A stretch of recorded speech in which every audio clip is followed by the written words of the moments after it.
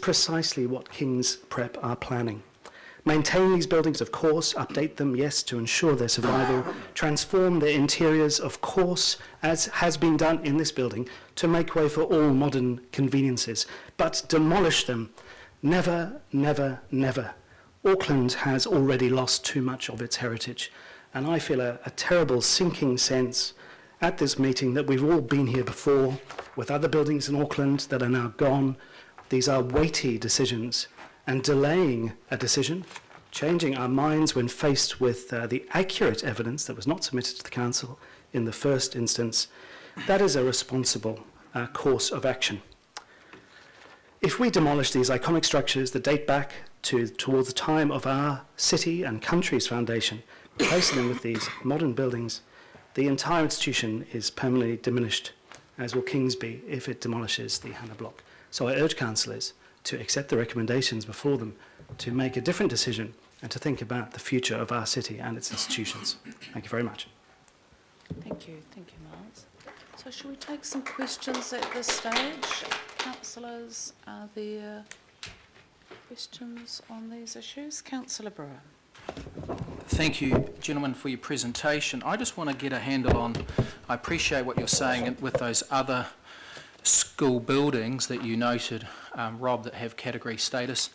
But I just want to know if anyone or any members of your group in a past life nominated the Hannah building for potential scheduling through the open process that was called upon 10 years ago with the operative district plan when George Farrant went out calling for nominations there, and also the process that we've gone through with the proposed unitary plan where we've called on the public to nominate buildings. I want to know, one, if they're, just because it hasn't had category status, I want to know if people have tried and what have been the nature of those efforts and what have been the explanations given back as to why it hasn't made category status. Through the Chair, very good question. In terms of the process and the timing around this, we were notified, as I said, really in May, which was way too late in terms of the notification for the unitary plan. We met with officers and talked to them about that process. They said that the only path of opportunity for us is to go to the full body, which is where we are right now, to request a protection order, and also that the council could then undertake that work. Yeah, I appreciate that, Rob, and I suppose my concern is that reactive scheduling or whatever is a lot harder than proactive. So my question is around proactive engagement over two very public opportunities for the public to have their say on the council adding the Hannah block to their scheduled category buildings, and I just wonder if that was taken up under the former Auckland City Council when the call went out in 2004, and whether anyone in and around that community took that opportunity to nominate the Hannah block under the proposed unitary plan before this demolition became known. Well, I guess the answer to that is no. I think for a lot of people who've joined the campaign, they were unaware that the building wasn't scheduled. And that's become a big shock to people because, as you've already heard, there is a lot of association.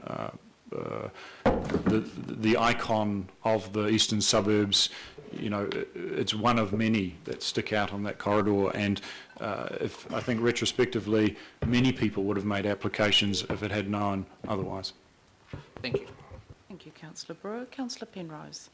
Yeah, thanks, Madam Chair. Just quickly, Rob. So in the agenda here, we've got cost between 6 and 9 million estimated to bring it up to scratch. Where would that cost come from? Through the Chair, that's the Becker summary report that you're referring to, and they suggested that to maintain the facade and to build behind it would cost between $9 to $12 million, and that the cost to build the new building that they proposed is $30 million.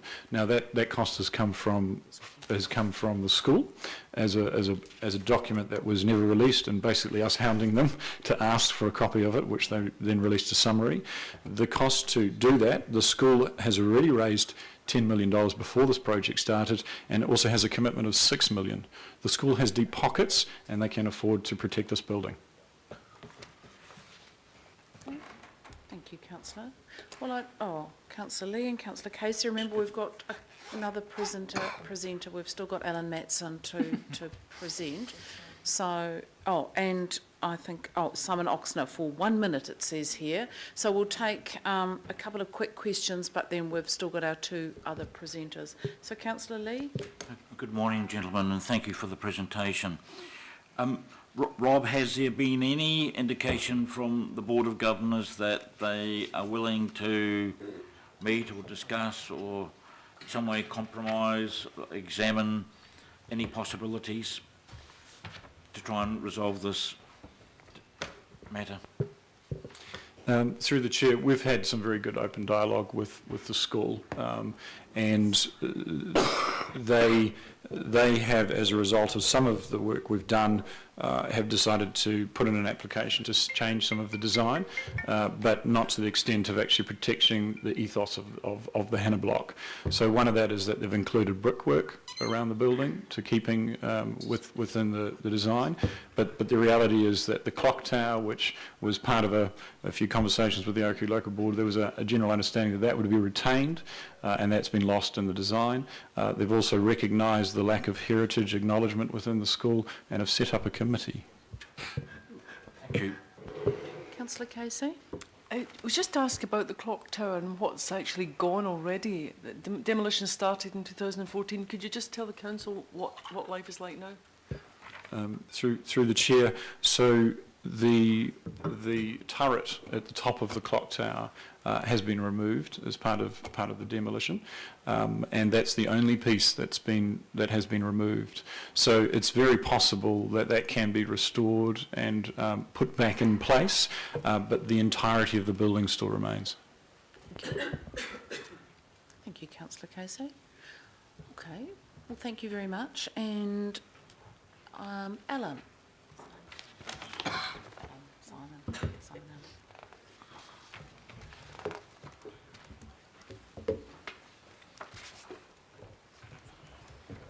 Right, we've got about 5 minutes for this. Alan, thank you. Thank you. Good morning, everybody. I'm here not as Alan Matson, but on behalf of Civic Trust Auckland. We have submissions in the unitary plan process in support of Remuera Heritage, who opposed the contraction of the curtilage around the chapel. That contraction, I would point out, was at the instigation of council itself and not any member of the public. So the ability that council had to exercise its discretion was something which council gave away. And so I think in terms of the reputational risk, once again, as one of the earlier speakers said, we've been here before. This is a lost opportunity to have protected the building. I note in the report that you've got that refers to the Wong-Do building as a comparable example that the position council found itself in, with the applicant already having lodged a demolition consent before scheduling proceeded. There's a slight bit of facts you're missing there, and that was that the application to have the building scheduled was lodged a week before the demolition consent, and all it required was the confirmation of the founder of the Northern Steamship Company as the builder of the Wong-Do building would have allowed council to notify that. So once again, it's really council that's losing the opportunity to protect these things. Apropos Cameron's question about has anybody else made a submission on that, I guess I'd point out that council itself has taken the steps which has left council in the position not to protect it. Okay, so I'm just going to sort of run through a few points in this report that you've got here today. I think that the demolition that's proceeded thus far is not irreversible. It's minor in the scheme of things. It's that tower. We come to the heritage order and the risks that it poses to council. There's a suggestion in the report that council would be required to purchase the building. That's not something that's provided for in the legislation in relation to heritage orders. Council can be asked to confirm, withdraw or modify the heritage order. And it's really in the modification of a heritage order that your opportunity lies to protect this building. The Heritage Panel considered this matter the other day. I sit on the Heritage Panel also. I wasn't in Auckland at the time that Heritage Panel made the decision to recommend to you that you have a heritage order, but I was at the meeting that discussed that last week. I put the question to the Heritage Manager, had council seen any of the alternatives which the school suggested to council had been considered? And the letter from Honourable Justice Simon Moore said, I can assure you that the board has canvassed all possible options over the past 3 years, and we have considered every viable option assisted by all the experts. But council has relied on that assertion, but it would appear that council actually hasn't seen any of those options that retained the Hannah building, even to the extent of just the facade, which it would appear is a financially viable option. So I just wonder if any of the committee members here have seen any of the proposals that retained the Hannah block. Nobody? No. So no staff and no elected members. You can't Councillor, do we that. don't, no, let's just pick that up when we get to the Okay. item. But there was just, I think, a reasonable question. Have we seen Yep. it? The answer is no. We'll pick it up when we've got Noel Well, here. It's not, Well, We're not okay, here to be I'll critical, rephrase it for you. None of the members here have That's answered. what you're that- saying, Not sir, true. but, carry so on. the hearings committee have had the information. That's good. That's good. to Okay, have over a well, year ago. the heritage staff had not seen any options, they had not viewed any And of we'll- the plans we'll that clarify retained it. that building. We'll clarify it with the And manner. neither have any of these members. So the process of the heritage order would not give rise to the need to buy the building, and it would be incumbent on the school to show that reasonable use was not possible. And given that it would appear that all these options have not been provided to council in a way that you're satisfied, but just relying on assertions of the applicant, I think that the school would have to show that they couldn't make reasonable use. And if that was so, the court could say withdraw it or modify it. And I put it to you that it would be possible to modify that heritage order right back to the level of just the facade if need be. And I think that would, it's certainly not accepted heritage practice these days, but certainly it's a compromise which would result in the euphemistic win-win perhaps.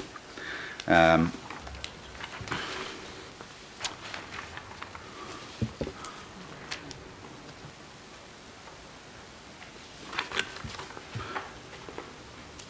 think that's really the main points I've got to make, is that the heritage order is not the risk that it is made out to be, and that council has not had the information that show that reasonable use cannot be made of that land, and the inability to do so is really the only grounds for a heritage order failing. Okay. Helen, thank you. I'm sure there'll be a couple of questions.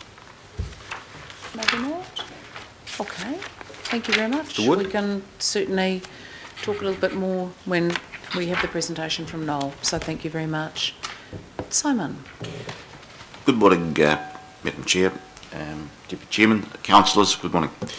I started in King's School at lower privilege level a year before Mr Morris retired, and then Mr Morris was the new headmaster. This iconic building, I'll present this to you, the council this morning, was the new headmaster, and as you can see, they did a detail some years ago of the Hannah block, only the Hannah block.